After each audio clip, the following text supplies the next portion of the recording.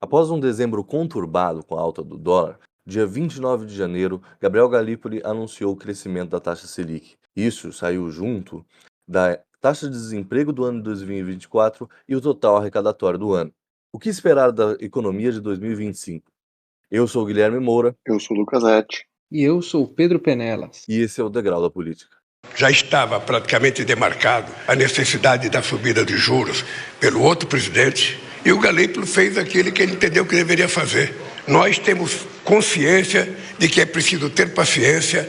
Eu tenho 100% de confiança no trabalho do presidente do Banco Central. Eu tenho certeza que ele vai criar as condições para entregar ao povo brasileiro uma taxa de juros menor, no tempo em que a política permitir que ele faça. Cara, para começar com a notícia mais recente, né? O aumento da taxa Selic e tal, e a nova presidência com o Gabriel Gallipoli. Muito se criticava lá do Campos Neto sobre Guilherme. a alta da taxa de... Oi, É Gallipolo. não é Gallipoli? Não, Gallipolo. É mesmo? Sempre falei Gallipoli. Talvez eu prefira falar Gallipoli. Mas enfim, muito se criticava, né, sobretudo a base mais petista do governo, sobre o Campos Neto e a taxa de juros, etc e tal. Enfim, continuou uma crescente. O quanto disso era esperado, né? Assim, acho que já era uma previsão do Banco Central que ele subiria os juros. Acho que muito pelo resultado que você trouxe na abertura da taxa de desemprego, chegando em números baixos dentro da série histórica, né? E, claro, pressão inflacionária, principalmente nos grupos alimentares, que vão causar percepção de carestia à vida do trabalhador, né? Então, no sentido de o aumento da taxa ser esperado, ele era esperado. Eu acho que a notícia em relação ao aumento da Selic foi a movimentação do PT depois do anúncio, né? A Gleisi Hoffmann, de novo, fez um textão para comentar, mas ela isenta, de certa forma, o novo presidente do Banco Central de críticas, né? O que talvez demonstre, pelo menos num primeiro momento, um melhor trânsito de uma ala do governo mais ligada a grupos desenvolvimentistas e o novo presidente do Banco Central, que é uma indicação do próprio Fernando Haddad. Ele chegou a ser secretário do Haddad no início do Ministério da Fazenda, então é alguém que conta com a anuência do atual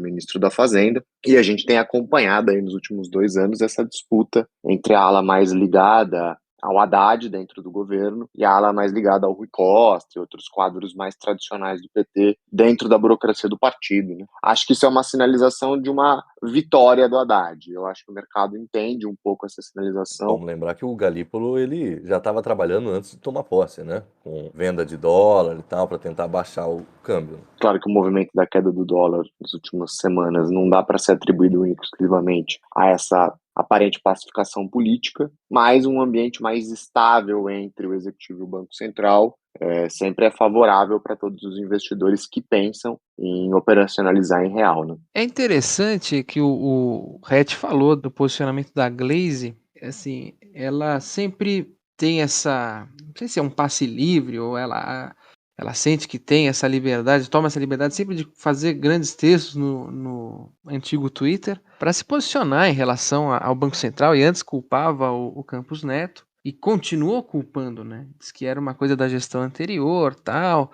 Assim, foi uma nota paciente, mas nem tanto, né? Eu senti ali naquela nota, e conhecendo um pouco da figura da Gleisi Hoffmann, eu entendi aquela nota meio que ela dando uma chance pro Gallipoli, mas que na próxima alta não vai ser bem assim, sabe? Depois saiu a notícia de que ela está sendo, né, cotada para um ministério, visto aí a reforma ministerial, ela está sendo cotada para um ministério que dialogue com os movimentos sociais, etc. Me pareceu uma casa civil para fora do governo, né? E eu vi a notícia de que o Haddad e outros grupos assim já não estão vendo com maus olhos e tentando boicotar essa nomeação.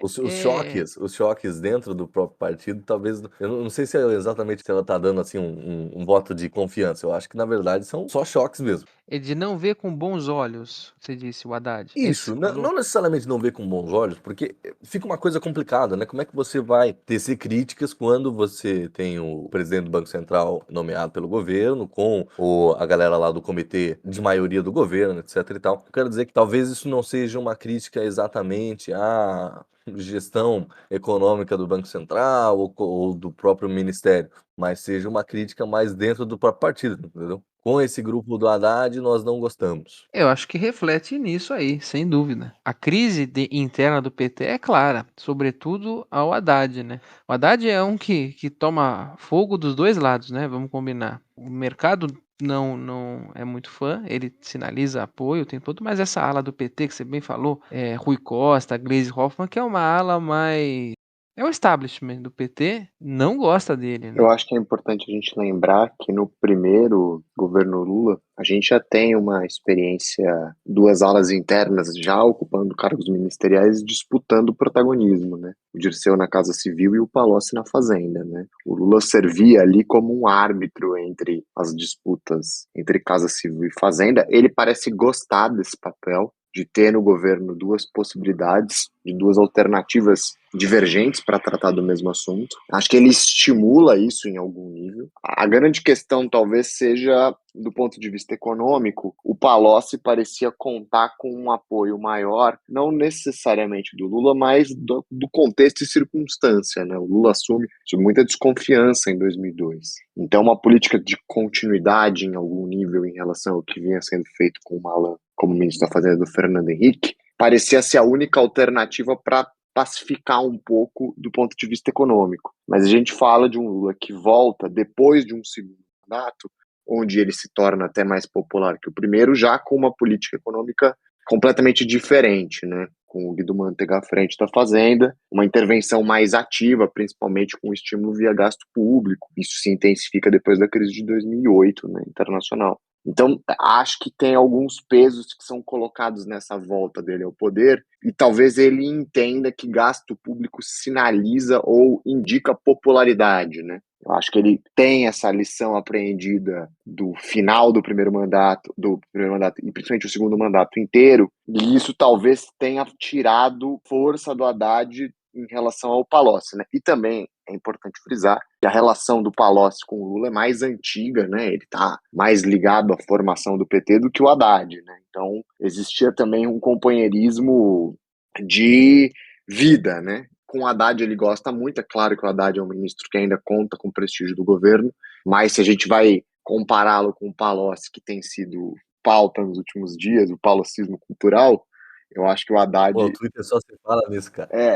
Esse desejo de uma justiça social e uma responsabilidade fiscal ficou traduzida na visão e no Palocci, né? O que é curioso que a gente está falando de um médico na frente do Ministério da Fazenda e tão celebrado como talvez o principal ministro da Fazenda do século XXI, né? Mas, de toda forma, eu acho que esse prestígio que o Palocci tinha era tanto em nível individual com o Lula quanto em nível conjuntural. Eu acho que o Haddad já enfrenta resistência um pouco nos dois lados. Agora, de outro lado, o mercado parece entender que o Haddad precisa ser o vencedor dessa disputa, né? Todas as sinalizações que demonstram um fortalecimento dentro do governo são razoavelmente bem recebidas entre os operadores do mercado, e toda vez que ele parece enfraquecido ou desprestigiado, a gente vê, principalmente na variação do dólar, a resposta, né? Tem um que também, tipo, uma diferença grotesca dos primeiros governos Lula para esse governo Lula, que esse é um governo que não dá para chamar de popular exatamente, né? Ele tem uma base de apoio forte e tal, mas que vem penando e diminuindo cada vez mais. E o Haddad por si, ele não é a pessoa mais querida do eleitor, né? Visto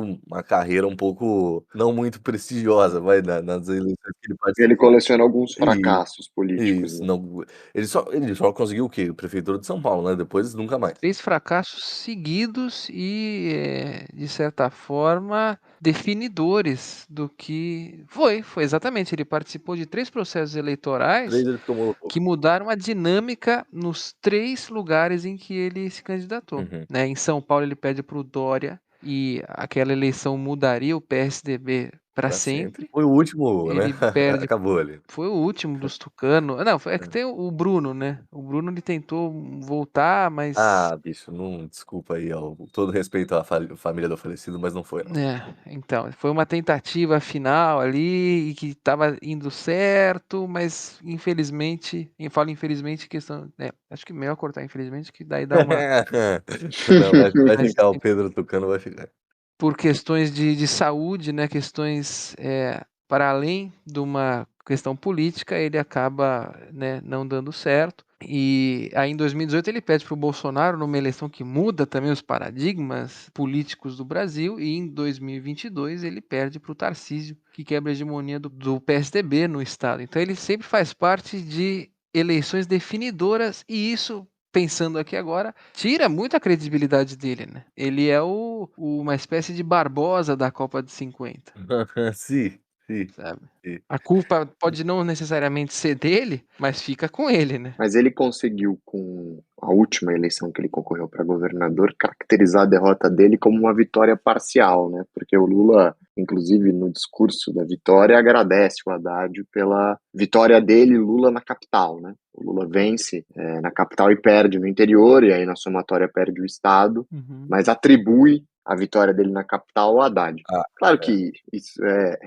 pode ser olhado com alguma desconfiança, mas a gente vê a materialização prática desse prestígio adquirido com a indicação dele para a Fazenda, né? Claro que, de novo, tem a questão das circunstâncias. Acho que se ele aparecesse como ministro desenvolvimentista em janeiro de 2023, a gente estaria falando de um contexto de dólar muito mais desfavorável do que a gente está falando hoje. Então, o Haddad também foi, de certa forma, um meio compromisso que ele conseguiu atribuir entre uma burocracia petista e o mercado, mas ele ainda assim conquista uma derrota caracterizada como uma vitória. E, cara, Lucas, você que é o economista aqui da mesa, a gente tá aqui falando de como o Haddad é um derrotado, impopular, etc e tal, e ele, sei lá, o Haddad me passa uma cara de coitado mesmo às vezes. Mas, de qualquer forma, os índices, ainda que com a bomba do dólar do ano passado tenha assustado todo mundo, etc. O mercado muitas vezes dá porrada nele e assim por diante. Mas nós tivemos a maior arrecadação em tempos.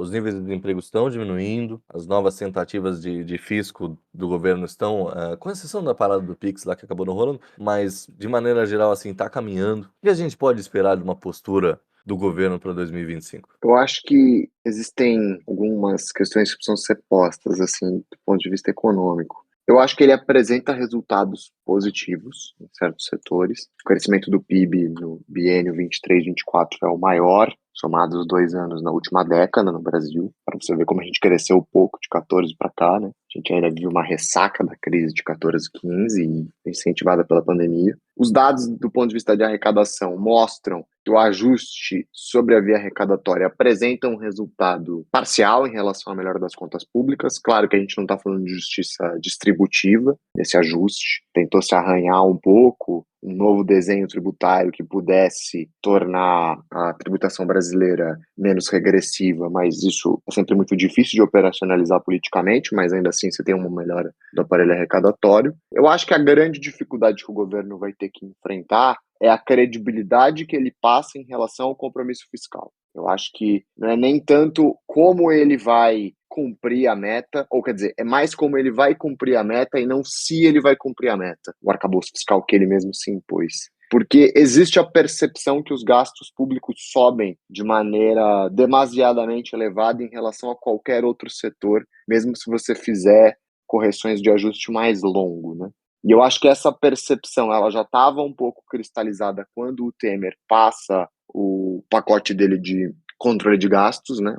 E o Haddad restabelecendo esse pacote com outros instrumentos, principalmente do ponto de vista das travas que ele adiciona ao arcabouço fiscal, continuam um pouco essa trajetória de expectativas do mercado de que o governo precisa diminuir os seus gastos para não chegar num determinado momento e estar com um endividamento não impagável, mas onde o governo vai ter muita dificuldade de contrair empréstimos sem que sejam demandadas taxas de juros muito elevadas, né? E essa elevação da curva de juros futuro pode produzir resultados complicados do ponto de vista do controle do câmbio, né? Então, acho que a gente tem esse momento que o governo precisa sinalizar de maneira mais inclinada de que ele está pensando nas contas públicas. Agora, do outro lado, a gente tem uma eleição ano que vem, e a gente sabe que o contexto eleitoral geralmente favorece gastos mais elevados, principalmente próximos à campanha, porque os dividendos eleitorais escolhidos desses gastos muitas vezes compensam, né? E acredito que isso vai acontecer em 2026. Acho que o mercado já começa a precificar um pouco essas políticas que vão voltar para um determinado, vão voltar e vão atingir um determinado eleitorado. E a gente vai ver como isso vai se desdobrar na prática, né? Talvez ele tivesse que ter feito um ajuste mais draconiano no primeiro ano, né? Mas aí a gente vai ter toda a questão das propostas que foram apresentadas durante a campanha, né? Talvez ele não quisesse ser apresentado como um estelionatário eleitoral logo de saída, né? Descumprindo boa parte do programa de retomada de crescimento e gasto público, principalmente para setores que são muito próximos ao PT, né? Enquanto você falava, é verdade, o Palocci é médico, né? E enquanto você falava, eu lembrei de esse palocismo cultural estava lá muito presente no X, né? Aí eu vi uma postagem, a única pessoa que pode ressuscitar o palocismo cultural é o Alckmin. E o Alckmin é um médico também, né? Olha aí. E muito se esperou que uma figura como o Alckmin assumisse a Fazenda. Eu lembro disso É que seria a vice-presidência e a Fazenda seria um pouco demais, né? Ele consegue conciliar com a indústria. Mas também o Lula jamais faria isso, colocar um cara fora do PT nesse cargo também.